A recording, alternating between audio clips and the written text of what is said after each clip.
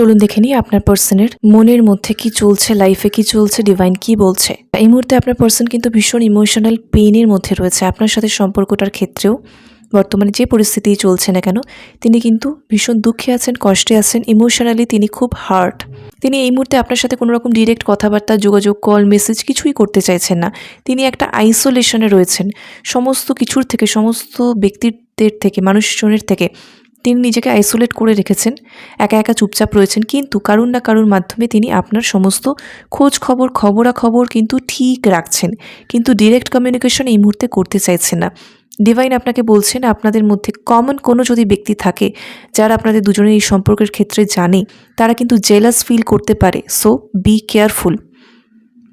এই পার্সন হচ্ছে আপনার ফাইনাল ডেস্টিনেশন এবং আপনার ব্যক্তিও আপনাকেই সেই ফাইনাল ডেস্টিনেশন মনে করেন। মানে আপনার আগেও কেউ নেই, আপনার পরে কেউ নেই, তার মনে কিন্তু শুধুমাত্র আপনিই রয়েছেন।